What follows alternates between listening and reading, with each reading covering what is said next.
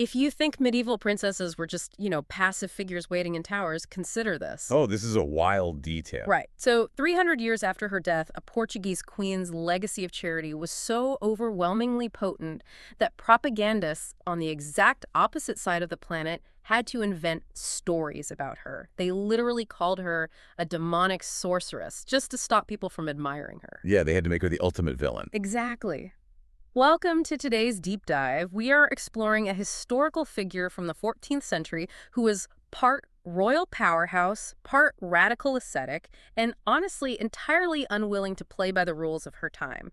We're pulling from the autobiography and historical records of Saint Elizabeth of Portugal. And our sources for this cover a really broad spectrum. I mean, we are looking at official royal chronicles, modern archaeological journals detailing medieval relics, Catholic hagiographies. Which are basically those idealized spiritual biographies used to build a case for sainthood. Right? Exactly, yeah.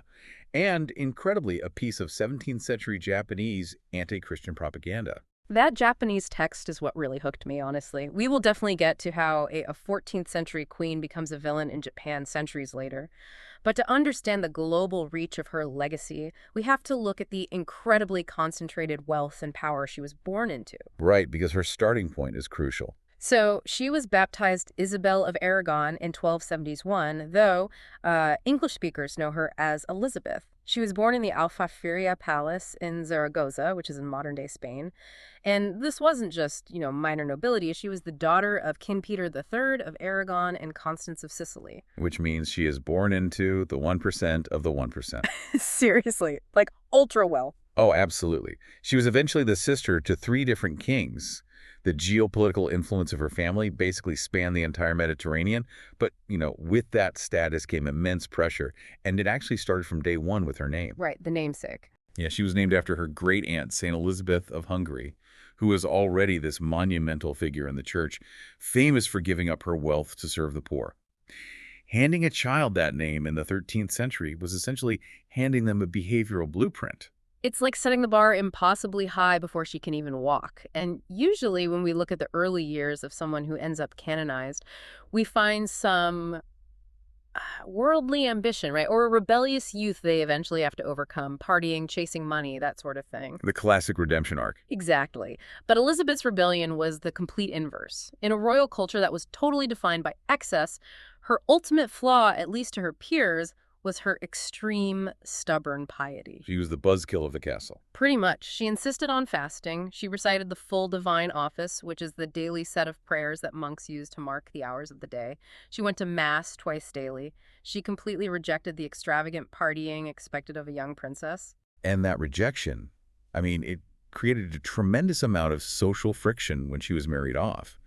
At just 11 years old, in 1282, an arrangement was made for her to marry King Denis of Portugal. Though they didn't officially wed until she was 17. Right, exactly. And Denis is this really contradictory historical figure. He is remembered as the farmer king because he implemented these brilliant agricultural reforms. Like, he planted the massive pine forest in Leiria to stop soil erosion along the coast. Okay, so he's highly pragmatic. Very pragmatic. But his court was notoriously corrupt, and he was a flagrant adulterer. Like, he had multiple illegitimate children and flaunted it. Which just creates a bizarre clash of cultures within the exact same castle. You have this deeply pious teenager locked into a marriage with a medieval playboy. It's a recipe for disaster. It really is. Think about the social dynamics, if you're listening, of trying to maintain a radical wellness lifestyle while being forced to live with a mob boss. Her aesthetic wasn't just odd to them. Her quiet discipline was this walking reproach to everyone around her. That's a great way to put it. And the mechanism she used to survive that toxic environment is a masterclass in psychological endurance. Because she didn't fight him publicly, did she? No, she didn't preach. She didn't scold Denis or his courtiers. She just utilized this relentless, silent persistence. She organized her ladies-in-waiting to help the poor and sick, quietly institutionalizing charity right within the palace walls. Just leading by example. Exactly. And over the course of decades, that unwavering consistency actually began to reshape the culture of the court. She forced the environment to adapt to her, rather than the other way around. And that persistence eventually led to Denis's repentance late in his life, which is incredible. But long before that, her patience was tested by this massive crisis that threatened to tear the entire Iberian Peninsula apart. The succession crisis, yeah. Right. Denis's infidelity had serious political consequences. He showed this blatant favoritism toward his illegitimate son, Afonso Sanchez. Which, as you can imagine, deeply alienated his legitimate heir, Prince Afonso. Obviously. And this toxic family dynamic escalated from just, palace intrigue into a full-blown civil war between a father and son. This spanned from 1322 to 1324. And we really have to imagine the scale of this dispute. Today, a bitter family feud might end up in a courtroom or maybe a corporate boardroom. Right. Lawyers and NDAs. Exactly. But in 14th century Portugal, the father and son both commanded massive private armies. The entire country was dragged into their succession dispute. Which brings us to the real catalyst of her story. The field of Alvalade in 1323. The sources describe these two heavily armed forces drawn up, fully prepared to just slaughter each other. And Elizabeth, she doesn't send a diplomat. No, she takes matters into her own hands. She physically leaves the safety of the castle, mounts a mule, and rides directly into the muddy, chaotic space between these two roaring armies. The visual of that is just stunning. It is, but I want to look at the logistics here, because we usually picture peacemakers negotiating terms from behind, like a heavy oak desk. She is galloping into a medieval crossfire on a pack animal. Was this sheer maternal desperation, or was it a highly calculated political maneuver? It was a brilliant exploitation of medieval rules of engagement. Yeah. This event actually became known as the Legend of the Mulinha, or the Little Mule. Notice that she didn't ride out on a towering destrier, like a war horse. Right, she chose a mule. She chose a beast of burden, which is a really potent symbol of humility, and it contrasted sharply with the aggressive pride of the two armies. By placing her own physical body, the body of the queen, the body of the mother, in the center of the battlefield, she weaponized her vulnerability. She instituted this profound moral shaming. Because striking her would violate every code of chivalry and religious law they claimed to uphold. Precisely. I mean, to kill the queen would be an unforgivable mortal sin. Not to mention an immediate political disaster for whoever actually loosed the arrow. She dared them to commit a taboo so severe that neither husband nor her son could take the risk. So they were forced to stand down. Yeah. She single-handedly averted a bloodbath just by understanding exactly how much leverage her physical presence held. That is just incredible, and that intervention works. Peace is restored in 1324. A year later, Denis dies and Elizabeth is widowed. This shifts her into a completely new phase of life where she no longer has to, negotiate with her husband's authority.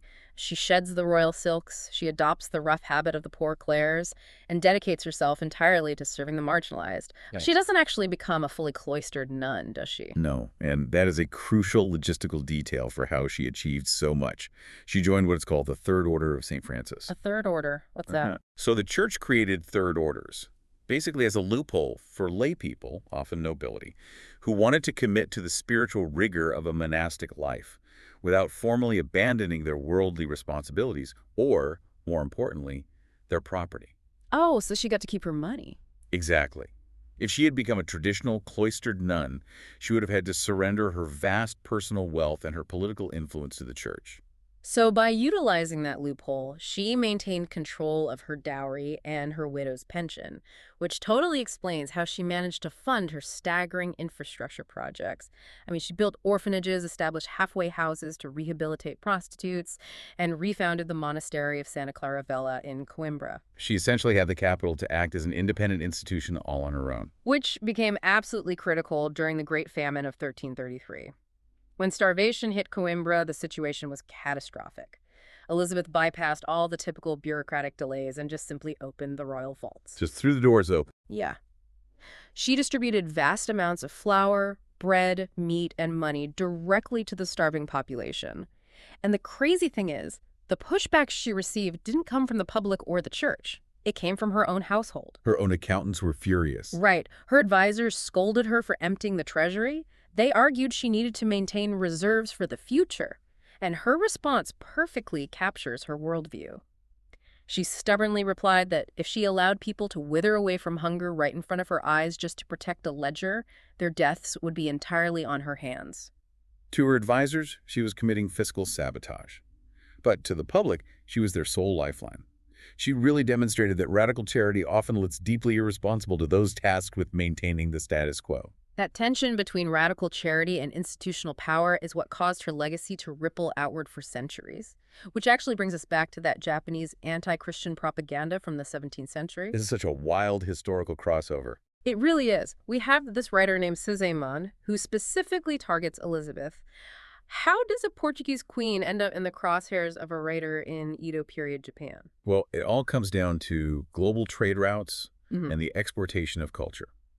By the 1500s and 1600s, Portuguese merchants and Jesuit missionaries had reached Japan, and along with their trade goods, they brought their cultural institutions, most notably the Misericordia, or the Confraternity of Mercy. Okay. And this was an organization deeply tied to the legacy of Portuguese queens like Elizabeth. It focused heavily on funding local hospitals and pharmacies. And these hospitals were incredibly effective at building goodwill among the local Japanese population, right? Yeah. So if you're the local authority and you want to discredit invading religious ideology, you can't just attack their theology. You have to undermine the very institutions that are winning the people over. Suzemon understood that perfectly. He wrote this bizarre, highly creative text aiming to destroy the reputation of the Misericordia. He actually conflated Elizabeth with another prominent Portuguese royal, Queen Leonor, and framed her not as a saintly benefactor, but as the architect of a dark, global conspiracy. A conspiracy. Yeah. He claimed she was an evil sorceress working with demons, and that her hospitals were just a front for distributing poisons and magical charms across the world. And he specifically mentioned they were carried in 15 clay jars. 15 clay jars of evil magic. I mean, think about the enduring power of that legacy if you're listening. 3 centuries after she died, her brand of institutional mercy was still viewed as such a potent tool of cultural influence that a propagandist thousands of miles away felt compelled to rewrite her as a demonic witch, just to break her hold on the public imagination. The Japanese text inadvertently proves exactly how effective her charity was. But, to secure her official status as a saint within the Catholic Church, a global reputation for kindness wasn't enough. The canonization process, especially by the time her formal investigation wrapped up in 1625, required verified evidence of the supernatural. They needed documented miracles. Exactly. And the 1625 canonization report lists several miracles performed during her lifetime. What stands out to me is how gritty and medical they are. She didn't just pray from afar. She reportedly cured a blind girl by physically touching her eyes. She healed tumors. The source material even details an instance where she cured a severe head wound by applying raw egg whites. Yes, the egg white story. Wait, applying egg whites to a head wound? That sounds way less like divine intervention and more like just medieval triage. Right. How did the church investigators separate basic first aid from a mystical event? It's a great question, but that distinction is actually a very modern concern. In medieval humoral theory and theology, the physical body and the soul were deeply intertwined. Illness was often viewed as a manifestation of spiritual imbalance or a test of faith. Okay, so they didn't separate the physical from the spiritual? Not at all.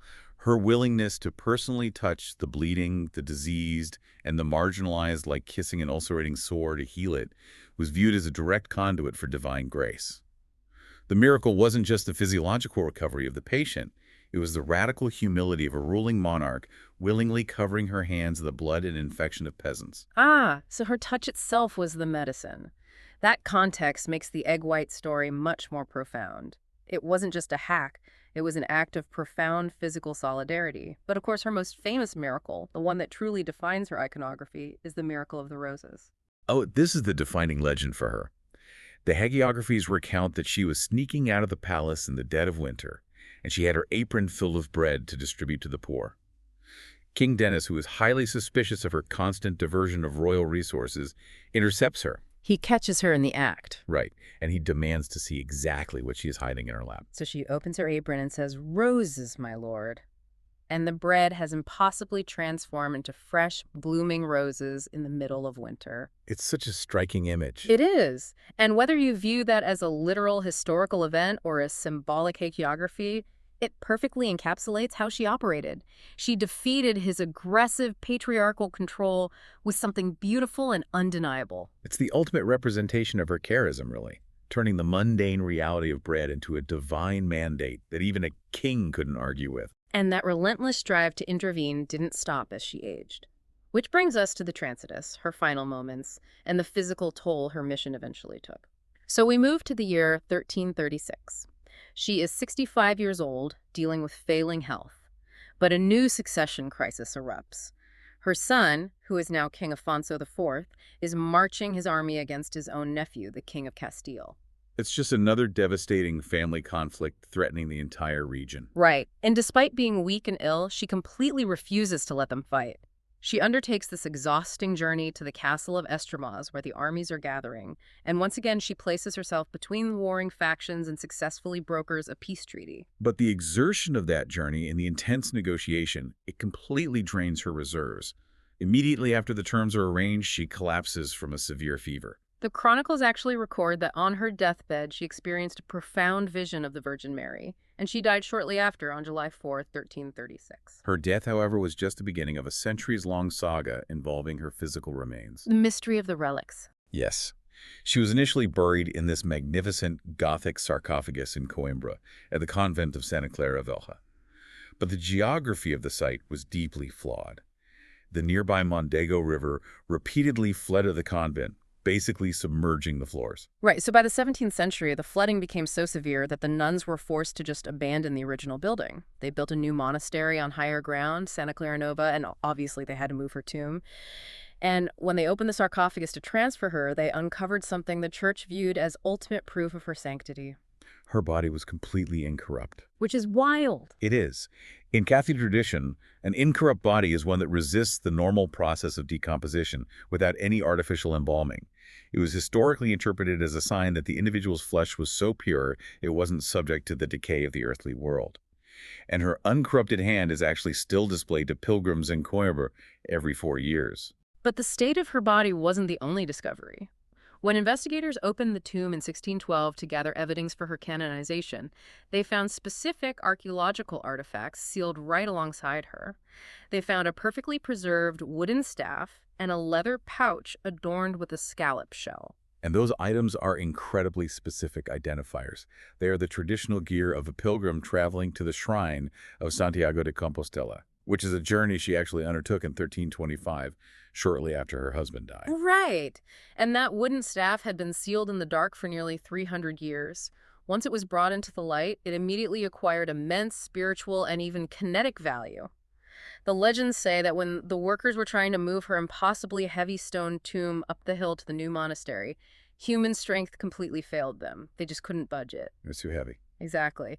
So a nun took that ancient pilgrim staff, touched it to the tomb, and it supposedly imparted this miraculous kinetic force, allowing them to just glide the massive stone into place. It became an object of immense veneration.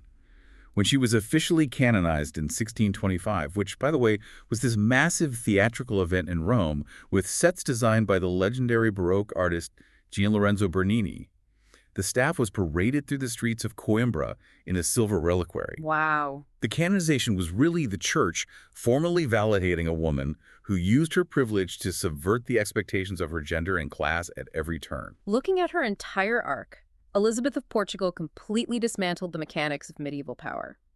She was handed unimaginable wealth, but instead of using it to insulate herself in a tapestry-lined tower, she weaponized it to protect the vulnerable. She used her own body as a shield against private armies. She drained the royal treasury to feed the starving, fully willing to bear the anger of the court. She was fearless. She really was. Her particular brand of mercy was so enduring that centuries later, political operatives across the globe had to invent fairy tales just to combat her memory. She provides a really compelling historical counter-narrative. We are taught that power in the medieval world was exclusively wielded through violence and conquest. She proved that unyielding, stubborn compassion could dismantle armies and dictate foreign policy. Which makes a final detail buried in our sources today so incredibly poignant. Because of her towering legacy, she was actually the original namesake for Isabella Island in the Galapagos. That is a fascinating geographic footprint. I didn't know that. It is. But centuries later, during the 400th anniversary of Christopher Columbus's voyage, the island's name was quietly officially amended. It was reassigned to honor a very different royal Isabella of Castile. Oh, wow. Yeah, a queen famous for funding the Inquisition, backing conquistadors, and expanding an empire through sheer force. So the Peacemaker is literally overwritten by the conqueror. Exactly. So as you go about your day, maybe dealing with your own family friction or workplace conflicts, ponder this for a moment. Why is it that history so often overrates the enduring legacies of those who painstakingly build peace? in favor of those who aggressively wage war. Thank you for joining us on this deep dive. Keep questioning the history you thought you knew.